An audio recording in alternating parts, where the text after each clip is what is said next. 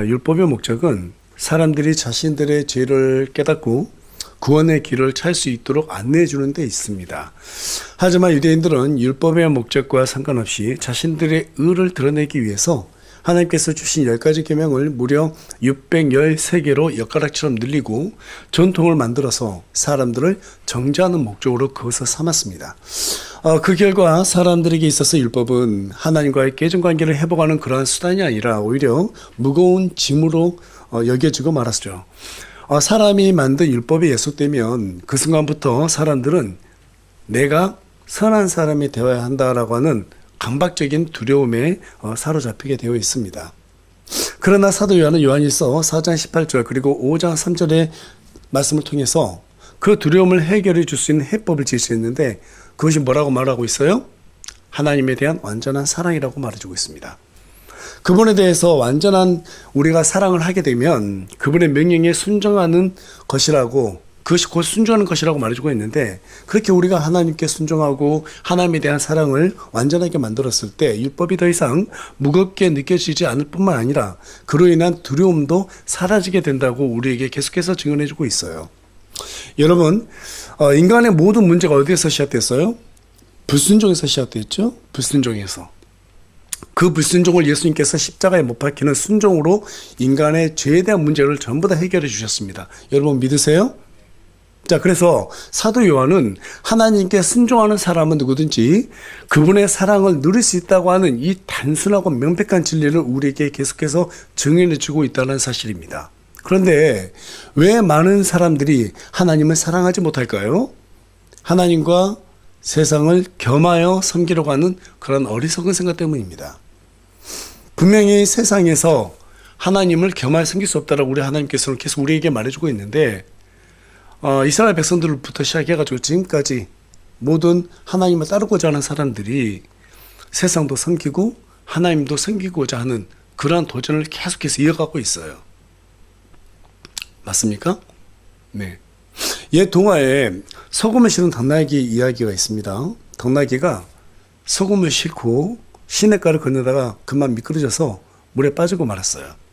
몸부림치다가 겨우 일어나 보니까 소금이 물에 다 녹아서 짐이 아주 가벼워진 거예요. 얼마 후에 나귀는 솜을 잔뜩 싣고 시냇물을 또다시 건너게 됐는데 그때를 생각하면서 이번에는 일부러 넘어졌습니다. 그리고 일어나 보니까 어떻게 됐어요? 솜이 물을 흡수해서 몇 갑절이나 더 무거워졌죠. 우리가 하나님을 믿으면서도요, 짐을 지고 사는 것은 바로 하나님과 세상을 겸하여 섬겨도 된다라고 하는 그런 가능성.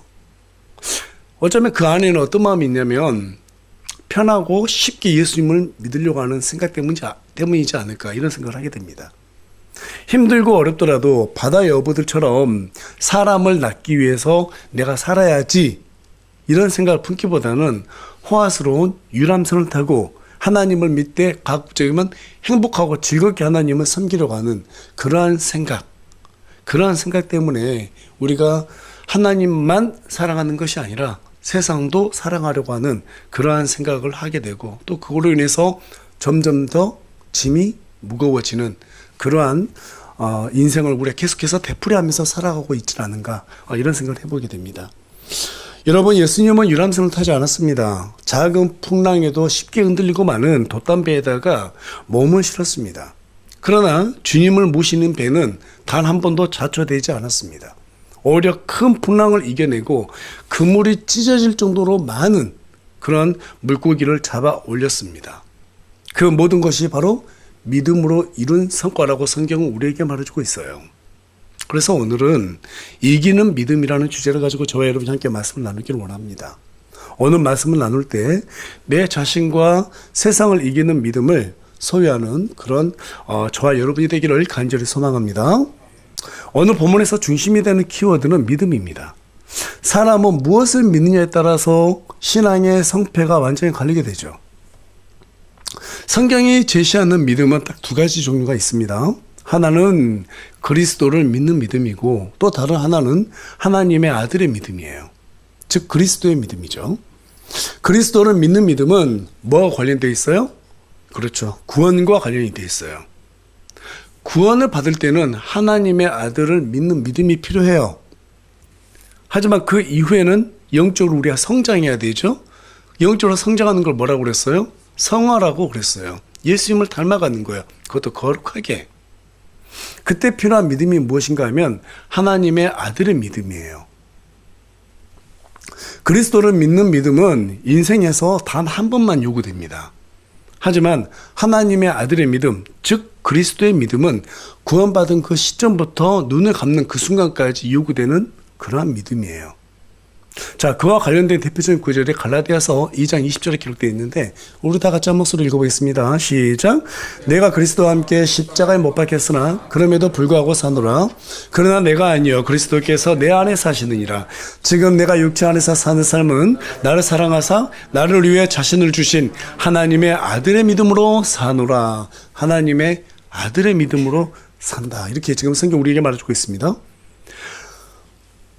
그런데 현대 여러분들은 하나님의 아들의 믿음을 갖다가 하나님의 아들을 믿는 믿음이라고 그렇게 변기를 해놨습니다. 이 때문에 오늘날 수많은 그리스도인들이 그리스도를 믿는 믿음과 하나님의 아들의 믿음을 구분하지 못하게 됐습니다. 이 때문에 사람들은 성경에 기록된 믿음을 구원에만 초점을 맞춰놓고 모든 성경 내용을 해석하게 되었죠. 자, 그 결과 어떻게 됐습니까? 죄를 지으면 구원을 잃어버린다고 하는 구원 상실 교리, 구원 취소 교리, 이런 것들이 지금 교회들마다 전파되고 있고, 그런 모든 것들은 사실 우리가 성경을 바르게 읽어보면 마귀의 속임수라는 것을 알 수 있죠. 하나님께서는 우리의 행위를 보고 구원하셨어요? 믿음을 보고 구원하셨어요? 믿음을 보고 구원하셨어요. 그렇다면 이후에는 행위에 따라서 우리가 받은 구원을 잊어버릴 수 있어요? 없어요? 없어요. 네. 때문에 사도 바울은 우리의 구원이 율법의 행위와 상관없이 믿음으로 의롭게 되어진다라고 하는 결론을 로마서 3장 28절을 통해서 기록해 놓았습니다. 그렇다면 구원을 받은 이후에는 우리가 어떻게 살아야 할까요? 자녀들을 둔 부모라면 누구든지 자녀들이 바르고 성숙한 그러한 성인으로 성장하기를 바랄 것입니다. 맞습니까? 예. 우리 하나님도 마찬가지예요. 우리가 구원을 받았어요. 이제 다시 태어났어요. 그럼 그 다음부터는 어때요? 점점 성장하길 바라세요. 그렇다면 이제 저와 여러분의 목표는 구원을 유지하는 것입니까? 아니면 하나님의 자녀답게 살아가는 것입니까? 하나님의 자녀답게 살아가는 것이죠. 하나님의 자녀답게 살아갈 수 있도록 영적인 성장, 거기에 목표를 두고 살아가려면 어떤 믿음이 필요할까요? 하나님의 아들의 믿음, 즉 그리스도의 믿음이 우리에게 필요한 거예요. 그렇다면 구체적으로 그리스도의 믿음이 어떤 것인가? 도대체 성경이 우리에게 요구하는 그리스도의 믿음이 어느 정도인가? 자, 우리 다 같이 히브리서 12장 2절 말씀하고 빌립보서 2장 8절 말씀 읽어볼 텐데요. 먼저 히브리서 12장 2절 말씀 읽겠습니다. 시작. 우리 믿음의 창시자요 또 완성자이신 예수님을 바라보자. 그분께서는 자기 앞에 놓인 기쁨으로 인해 수치를 멸시하며 십자가를 견디셨고 하나님의 왕좌 오른쪽에 앉혀지셨느니라. 계속해서 빌립보서 2장 8절입니다. 사람의 모양으로 나타나사 자기를 낮추시고 죽기까지 곧 십자가로 인해 죽기까지 순종하셨느니라. 여러분, 예수님께서 어떻게 순종하셨다고요? 십자가에 못 박히셔서 죽기까지 순종하셨다고요. 그리스도의 믿음이라고 하는 것은, 우리 주님이 가지고 계셨던 믿음이라고 하는 것은 자신의 뜻을 이루기 위한 것이 아니라 하나님의 뜻, 아버지 하나님의 뜻을 이루기 위해서 죽기까지 순종하셨던 믿음. 그 믿음이 바로 그리스도의 믿음이라고 성경을 통해서 우리에게 말해주고 있습니다. 문제는 우리가 예수님을 믿자마자 이런 큰 믿음이 생겨날 수 있어요, 없어요? 안 되는 거예요. 여기 지금 여러분들 앉아 계시지만 각자의 믿음의 그 신앙 성장 속도가 다 다를 수가 있어요. 영적인 나이가 다 다를 수 있습니다. 어떤 분은 좀 일찍 믿었고 어떤 분은 좀 늦게 믿었고, 물론 일찍 믿었다고 그래가지고 영적인 나이가 많다, 또 늦게 믿었기 때문에 영적 나이가 적다, 절대 그러지 않습니다. 제가 목회를 해보니까 그 진짜 절대적인 것 같아요. 신앙생활을 30년, 50년 했어도요, 여전히 어린아이의 신앙이 머물러 있는 사람들이 있는가 하면, 예수 믿은 지 이제 몇 년 안 됐는데도, 하나님께 순종하려고 하는 그런 사람들이 있습니다. 처음부터 아이가 태어나면 단단한 어떤 고기를 먹을 수 있는 것이 아니라, 젖을 먹다가, 이유식을 먹다가, 조금 나이가 되면은 이제 단단한 고기도 먹게 되는 것처럼, 영적인 나이도 그와 같습니다. 시간이 지나갈수록 하나님의 말씀은 사모하는 만큼 빠르게 성장하는 거예요. 여러분, 어린 아이들도 잘 먹는 애들이 잘 크잖아요. 그렇죠? 영적인 것도 마찬가지예요. 하나님의 말씀을 잘 받아 먹는 사람이 영적으로 빨리빨리 성장하는 거예요. 하나님께서는 그런 사람을 기뻐하세요. 그런 사람을 기뻐하세요. 여러분, 하루에 삼시세끼 우리가 다 꼬박꼬박 챙겨 먹죠? 아침 먹고 점심 먹고 저녁 먹고 또 필요 따라서는 중간중간 간식도 먹고. 그런데 성경은 우리에게 영적인 양식이 뭐라고 말하고 있어요? 말씀이라고 말하고 있어요? 말씀이라고. 그래서 우리 하나님께서는 밤낮으로 주의 말씀을 묵상하라고 우리에게 말해주고 있어요. 밤낮으로 주의 말씀 먹으라 이 말이에요. 예. 그런데 우리는 굳이 말 안 해도 알겠죠? 무슨 말을 하려고 하는지. 예. 하루에 삼시세끼 밥은 다 챙겨 먹는데 영에다가는 밥을 안 줘요. 영은 막 배고파가지고 비시비시 되는데도 고통이 느껴지지 않으니까 안 줘요. 예. 굳이 말씀을 당장 안 줘도 한 주 동안 사는 데는 큰 지장이 없다고 생각하거든요. 그런데 하나님께서는 우리에게 뭐라고 말씀하세요?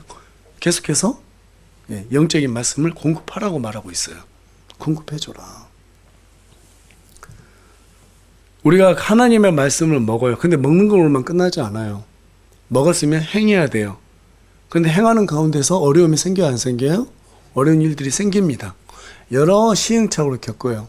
어떨 때는 하나님의 말씀을 의지하면서 살기도 했다가 또 어떨 때는 잊어먹어가지고 넘어지기도 하고 그럴 때마다 내가 왜 이러지? 이런 일들이 계속해서 반복되게 돼 있습니다. 그런 시행착오를 겪지 않고 좀 성장하는 방법이 없을까요? 네, 없어요. 그런 방법은 없어요. 우리는 계속해서 넘어지고 일어나고 넘어지고 일어나기를 반복할 수밖에 없어요. 그런데 그 과정에서 넘어질 때도요, 하나님의 말씀을 깨닫고 넘어진 거하고 일어설 때도 하나님의 말씀을 깨닫고 일어서는 것, 그렇지 않은 것과 큰 차이가 있습니다. 하나님의 말씀을 깨닫고 일어섰을 때는 우리가 그것을 시행착오라 말할 수 있겠지만 하나님의 말씀을 깨닫지 않고 넘어지고 일어나는 것은요, 전혀 의미가 없는 삶이 되는 거예요. 우리가 시행착오를 왜 겪을 수밖에 없을까요? 로마서 7장 24절 25절에서 사도 바울은 이렇게 표현합니다. 오, 나는 비참한 사람이로다. 이 사망의 몸에서 누가 나를 구출하랴. 예수 그리스도 우리 주를 통해 내가 하나님께 감사하노라. 그런즉 이처럼 나 자신이 생각으로는 하나님의 법을 섬기지만 육신으로는 죄의 법을 섬기노라. 생각으로는 뭘 섬긴대요? 하나님의 법을 섬긴다는 거예요. 하나님의 명령들을 지키려고 노력한다는 거예요. 생각으로는. 그런데 몸으로는 어떻게 한다고 그래요? 죄의 법. 네, 죄의 법을 섬기고 있대요. 육신이 원하는 욕구와 탐욕을 즐기고 그것을 향해서 생각과 다르게 움직이더라는 거죠. 왜 그럴까요? 왜 그래요? 우리가 구원을 받았는데 왜 그렇게 될까요? 여전히 우리 피 속에는 죄가 흐르고 있기 때문에 그렇습니다. 사도 바울은 우리가 구원을 받았다고 해서 그 즉시로 거룩해지는 것이 아니라고 말해주고 있어요. 세상의 것들이 우리 안에 여전히 남아있기 때문에 그렇습니다. 다시 말해서 우리가 세상에서 벗어난다고 해서 갑자기 그리스도의 믿음이 생겨나는 것이 아니라고 말해주고 있는 거예요. 오래전에 스코틀랜드에 살았던 한 농부가 어느 날 주일에 교회를 가서 설교를 들었습니다. 설교를 듣는 가운데서 그 말씀이 자신 안에 들어와서 더러운 죄성을 자극하더라는 거예요. 내 안에 이렇게 더러운 죄가 많았구나. 이것을 발견한 뒤에 정말 거룩하게 살아봐야겠다. 이런 생각을 품게 돼요. 그래서 하루하루를 거룩하게 살려고 발버둥 치고 노력을 했어요. 그럼에도 불구하고 죄성이 사라지지 않는 거예요. 답답한 마음에 집 근처에 있는 산꼭대기에 올라가서 종일 금식하며 하나님께 내 속에 있는 더러운 이 죄들을 전부 다 제거해 주십시오라고 간절하게 간구하는 그러한 시간을 가졌습니다. 그리고 마침내 마음속에서 평안이 들어왔어요. 이제 마귀의 모든 생각들을 떨쳐낼 수 있는 그러한 승리의 확신이 들어왔어요. 그래서 기쁜 마음으로 하나님을 찬양하며 산에서 내려가 집으로 향했습니다. 산 중턱쯤 내려올 때 많은 사람들이 건초를 막 운반하면서 바쁘게 살아가는 것을 보게 됐습니다. 그때 남자가 그 사람들 보고는 이런 마음을 품었어요. 저 사람들은 한낱 세상 일에 매달려 사는데 나는 얼마나 하나님 앞에서 거룩한 시간을 보냈는가. 내가 저 사람들보다 얼마나 더 나은 사람인가. 그렇게 자기 스스로 생각했다라는 거예요. 그리고 그 순간 농부는 자신이 산꼭대기에서 단번에 마무리 지었다고 생각했던 이 죄성이 아직도 자기 안에 남아있다라는 사실을 발견하고 또다시 괴로워했다고 합니다. 여러분, 산꼭대기에 올라가서 시간을 보낼 수는 있습니다. 그렇게 보낸다고 해서 우리가 세상으로부터 벗어날 수 있는 것은 아니에요. 왜 그럴까요? 왜? 세상이 우리 안에 존재하기 때문에 그렇습니다. 한때 베드로도 변화산에서 예수님과 모세와 엘리야가 그렇죠? 있는 것을 보게 됩니다. 그러면서 주님 앞에 내가 초막셋을 질 때 주를 위해서 엘리야를 위해서 모세를 위해서 짓겠습니다. 그러면서 자기도 뭐 어떤 말을 하는지 모르고 중얼거리면서 그런 말을 한 거예요. 왜 그런 말을 했을까요? 그냥 여기에 머무르고 싶은 거예요. 그 변화산에 머물러 있으면 자신이 변한 상태에서 거룩하게 살 수 있을 것이라는 그런 기대를 가졌던 거예요. 그런데 이후의 삶은 어땠어요? 베드로가 예수님을 배신하고 그렇죠? 저주하는 그러한 삶을 살게 됐잖아요. 왜 그랬어요? 우리의 몸으로 아무리 기도원 같은 데 들어가서 산다고 그래가지고 우리가 변하지 않습니다. 저도 다 해봤어요. 제가 다녔던 시골 교회는요, 방학 때만 되면은 기도원에 갔었어요. 이게 하계, 동계 해가지고 재밌었어요. 놀기 너무 재밌었죠. 사실 재미로 갔었죠. 근데 얼마나 기도를 많이 시키는지 몰라요. 하루에 설교를 갔다가 새벽 설교, 오전 10시 되면 또 설교 3시간씩 듣고, 저녁에 또 듣고, 오후에 듣고, 하루에 설교만 한 10시간 이상 들은 것 같아요. 그리고 4박 5일 하고 내려와요. 그러면 완전 제가 새로운 사람이 된 것처럼 느껴지더라고요. 그런데요, 동생이 뭐라고 저한테 하니까 제가 화를 내고 있더라고요. 버럭하더라고요. 쉽게 안 변하더라는 거예요. 제가 경험해봐서 너무나 잘 아는데 절대로 사람이 내가 어떤 거룩한 장소에 따라서 변하는 게 아니라는 거죠. 왜? 세상이 우리 안에 이미 있기 때문에 그렇습니다.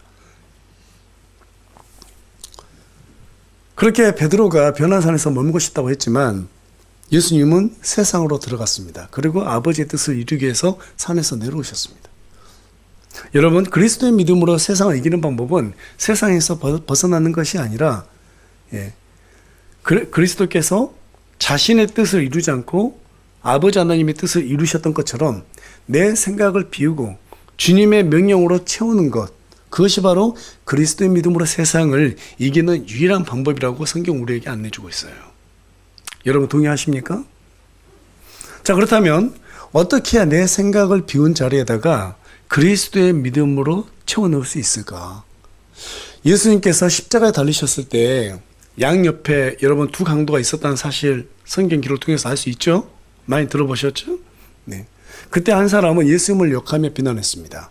하지만 다른 강도는 그 강도를 막 꾸짖으면서 예수님을 응하고 오히려 자신에게 긍휼을 베풀어 달라고 예수님께 간구했어요.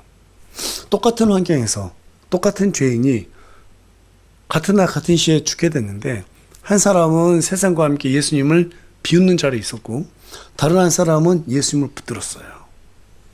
아름다움이라고 하는 것은 보는 사람의 눈 속에 있는 것처럼 중요한 것은 세상이 아니라 그것을 바라보는 방식이 있습니다. 성경의 핵심은 복음이에요. 때문에 그리스도의 믿음은 그리스도께서 세상을 바라보는 방식으로 세상을 대할 때 우리는 그리스도의 믿음을 소유할 수 있게 된다는 거예요. 복음을 위해서 세상을 살아가는 사람은 세상 유혹 속에서도 자신은 그리스도라고 하는 나에게는 다른 세상이 있다라고 하는 그 세계관을 절대로 놓치지 않습니다.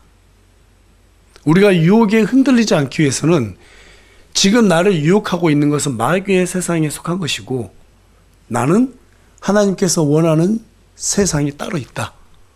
이걸 엄격하게 차단하고 구분할 수 있는 거예요.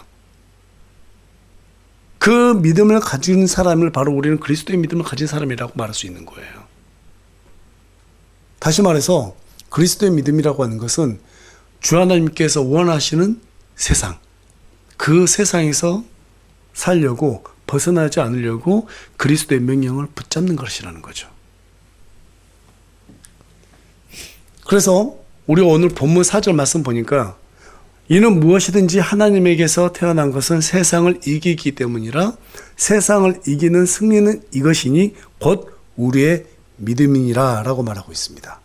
지금 세상이란 말을 두 번이나 언급했어요. 우리가 사는 세상과 그들이 사는 세상은 다르다는 거예요. 하나님에게서 태어난 사람은 세상을 이깁니다. 세상이 우리를 유혹하고 넘어뜨리려고 해도 우리 주님은 그보다 훨씬 더 큰 힘과 능력을 이미 우리에게 주셨습니다. 여러분 믿으십니까?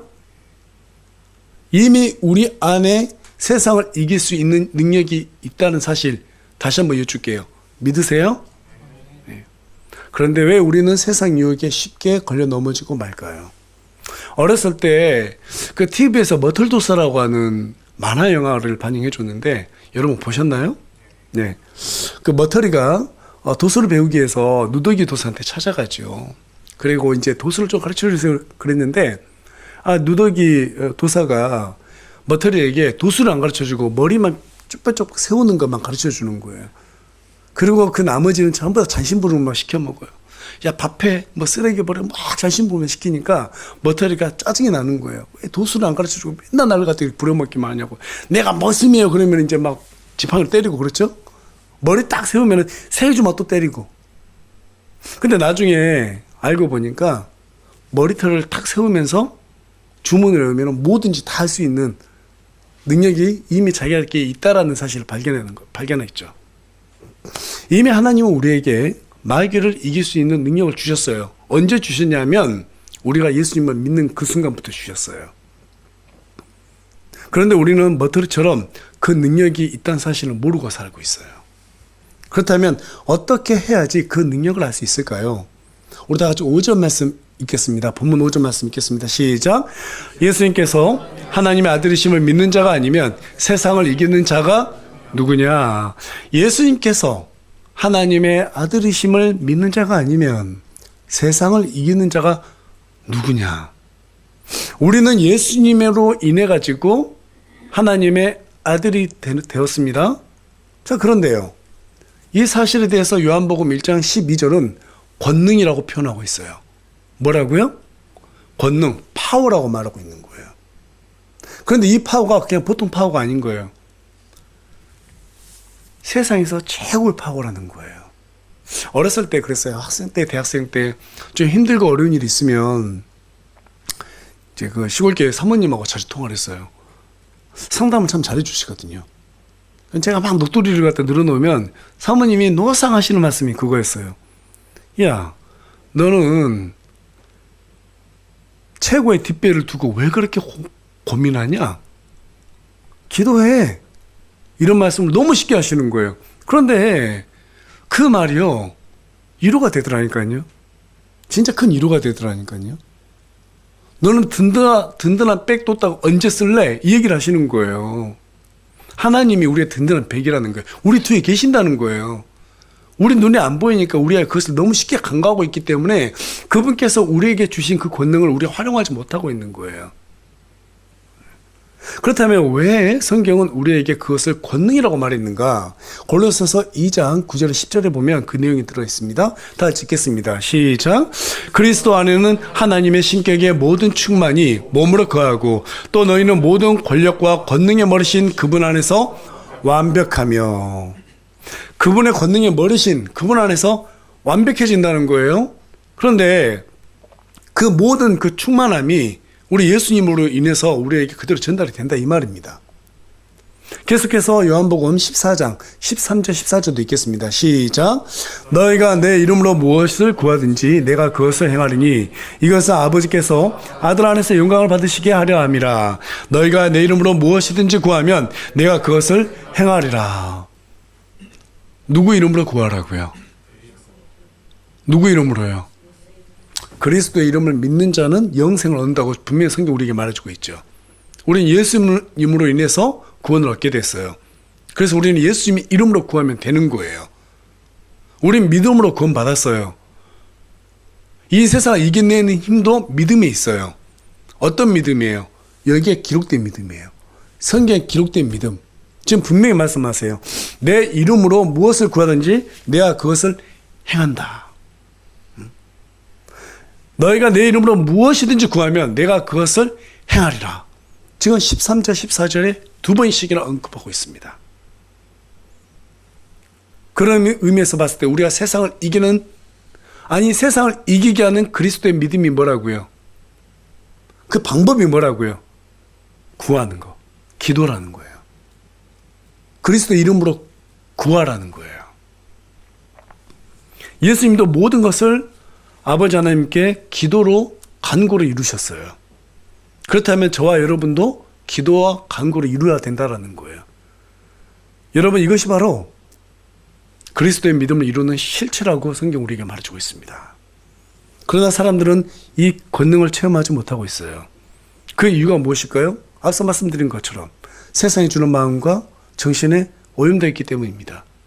그래서 하나님을 겸하여 섬기려고 하기 때문에 우리는 아무리 열심히 기도를 해도 이룰 수 없는 거예요. 하나님하고 세상을 겸하여 섬기고 있기 때문에 우리의 기도를 안 들으신 건가요? 그게 아니에요. 우리의 정신이, 우리의 마음이 세상에 오염이 되어 있으면 하나님이 원하는 기도를 안 하세요. 그래서 사람들은 뭐라고 말하죠? 내가 기도 많이 했는데 이루어지지 않던데요? 아무리 기도해도 하나님께서 듣지 않으시던데요? 그럼 어떤 분들은 그러죠. 자매님, 형제님, 지금 어떤 기도 하셨어요? 집 분양받게 해달라 기도했어요. 하나님의 기도는 바로바로 응답되지 않아요. 계속 해보세요. 또 이렇게 유리하시는 분들이 계세요. 여러분, 하나님께서 우리에게 집 분양받는 걸 원하세요? 아니면 사람들의 생명을 살리는 걸 원하세요? 자, 왜 기도가 이루어지지 않는가? 야고보가 정확하게 기록해놨어요. 우리 다 같이 야고보서 4장 3절 말씀 읽겠습니다. 시작. 너희가 구하여도 받지 못하면 그것을 너희 정욕에 쓰려고 잘못 구하기 때문이라. 여러분, 기도의 이 권능, 기도의 파워는요, 하나님의 뜻을 이루기 위해서 내가 기도할 때 발휘되는 것이지, 내가 잘 먹고 잘 살기 위해서.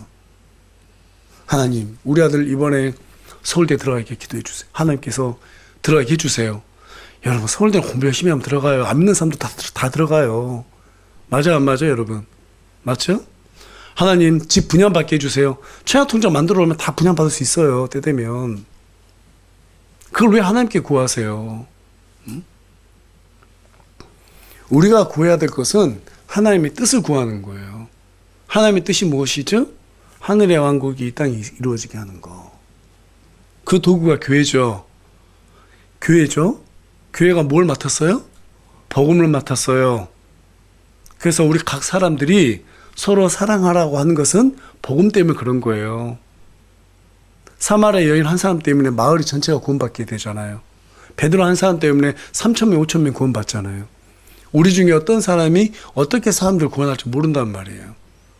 그래서 요한 1서에서는 사도 요한이 계속해서 지체들 사랑하라 이렇게 얘기하는 거예요. 하나님의 뜻을 위해서 내가 어떤 형제 자매가 믿습니다. 정말 꼴도 보기 싫어요. 꼴도 보기 싫은 사람이 있을 수 있어요. 왜 없겠습니까? 사람 모이면 다 있지. 더구나 마귀는 누구보다도 우리보다도 더 하나님의 뜻이 무엇인지 더 잘 알고 있어요. 그래서 세상에서 세상 사람도 안 괴롭혀요. 교회를 괴롭힌단 말이에요. 가장 좋은 것은 뭐예요? 형제 자매들끼리 서로 사이를 갈라놓는 거예요. 여러분, 형제 자매들하고 다투게 되면 갈등이 생기면 복음 전하고 싶은 마음이 생겨요, 안 생겨요? 안 생겨요. 저도 안 생기던데요. 누가 저 괴롭히면 설교 준비하고 싶지 않더라고요. 사람 마음이 다 그렇잖아요. 그래서 지체들을 서로 사랑하라고 얘기하는 거거든요. 지체들이 복음의 능력을 맡았기 때문에. 그래서 우리가 이렇게 미움이 안에 들어오면 그 사람을 위해서 기도하라는 거예요. 원수를 사랑하라 이 말도 무슨 말이냐면 내가 그 원수를 그냥 용납해야지 내가 복음을 전할 수 있게 되기 때문에 하나님께서 그걸 요구하는 것이지 우리에게 좋은 사람 되라고 요구하는 게 아니에요. 하나님의 뜻은 초지일관 사람 살리는 거예요. 그래서 구약성경은 그 사람을 살릴 수 있는 분이 누구예요? 그리스도이기 때문에 구약성경 39장 국어는 전부 다 예수 그리스도를 예표하고 있는 거예요. 나머지 신약성경 27권은 전부 다 복음에 대해서 얘기하고 있는 거예요. 사람들의 생명 살려라. 살려라. 그래서 우리에게 그 명령을 주셨잖아요. 그렇다면 저와 여러분이 무엇을 위해서 기도해야 되는 거예요? 복음을 위해서 기도해야 되는 거예요. 새로 온 새신자가 있으면 그들이 성장할 수 있도록, 또 사람의 하나님 앞에서 성장한 사람으로서 일을 할 수 있도록 그들도 어떻게 세워줘야 되는 일을 해야 되는 거예요. 그 힘이 바로 사랑이기 때문에 요한일서는 우리에게 하나님의 사랑을 사람들에게 전하라고 얘기하고 있는 거예요. 그래서 10계명도 1계명부터 4계명까지 하나님 사랑이고 5계명부터 10계명까지 마지막 계명까지는 이웃 사랑인 거예요. 무슨 말이에요? 하나님 사랑해야지 이웃을 사랑할 수 있고 형제자매 사랑할 수 있다는 말이에요. 그래서 우리가 하나님을 사랑한다고 말하면서 형제를 사랑하지 않는 사람을 뭐라고 말하고 있어요? 요한일서에서 거짓말쟁이, 살인자 이렇게 얘기하는 거예요. 왜 살인자라고 그래요? 그 형제 미워해버리면 그 형제가 복음을 전하지 못하고 또 사람들 살릴 수 있는 능력을 발휘하지 못하기 때문에 그럼 그 사람들은 지옥에 갈 수 있잖아요. 그래서 살인자라고 하고 있는 거예요. 전부 다 여러분 성경을 볼 때는 이 복음에다 핵심을 초점을 딱 맞춰놓고 보시면 다 웬만한 건 전부 다 해석할 수 있단 말이에요. 그래서 우리가 그리스도의 믿음을 소유할 수 있다는 것은 뭐냐면 그런 하나님의 뜻을 잊지 않는 거예요. 내가 어떤 사람이다? 하나님의 뜻을 맡은 사람이다. 목사만 복음을 전하고 목사만 말씀을 전하고 이게 아니에요. 우리 모두가 하나님의 뜻을 받은 사람이기 때문에 전부 다 복음을 전해야 되는 그런 소명이 있다라는 거예요. 그러기 위해서 우리 주 예수 그리스도께서 이 땅에 오셔서 하나님 앞에서 완전하게 순종하셨던 것처럼 우리도 그와 같이 순종해야 된다라고 하는 마음을 품는 것, 그게 바로 그리스도의 믿음이라는 거예요. 그 마음을 품었을 때 우리는 이 세상을 이겨낼 수 있다라는 사실입니다. 여러분 믿으세요? 네. 그러한 그리스도의 믿음을 소유하는 저와 여러분이 되길 소망합니다. 네, 말씀을 정리하겠습니다. 말씀을 전하는 것은 좀 시간이 이렇게 쭉 흘러갔지만 간단해요. 첫 번째는 우리에게 필요한 믿음은 그리스도를 믿는 믿음이 아니라 그리스도의 믿음이다. 그리스도의 믿음은 내 생각을 비우고 그 자리에 복음을 명령하신 하나님의 뜻으로 채우는 것이다. 그리고 그 믿음은 세상으로부터 격리되는 것이 아니라 기도의 권능을 믿고 구하는 것이다. 그랬을 때 우리의 그 믿음이 더 성장하게 되는 거예요. 결론적으로 말씀드리자면 하나님의 뜻을 놓고 기도하지 않는 사람은 절대로 영적으로 성장할 수가 없어요. 하나님의 말씀대로 살기를 놓고 기도하지 않는 사람은 절대로 성장할 수 없어요. 그런 사람들이 교회에서 분란을 일으키는 거예요. 왜? 성장하지 않는 사람들은 어린아이에 머물러 있잖아요. 어린아이들이 어떻게 살아요? 다 내 것, 욕심부리죠. 어린아이들이 인정받기를 원해요. 영적으로 미성숙하게 되면요, 자기 것만 생각해요. 이기적으로 살아가요. 그리고 사람들이 인정받기 위해서 열심히 일을 해요. 그거 하나님께서 원하지 않으세요. 내가 정말로 하나님을 사랑하는 마음으로 우리 지체들이 복음의 능력을 소유하고 있기 때문에 이들을 섬겨야지, 그런 마음을 품었을 때 우리는 형제자매 사랑할 수 있게 되는 거예요. 이게 바로 성경이 우리에게 알려주고 있는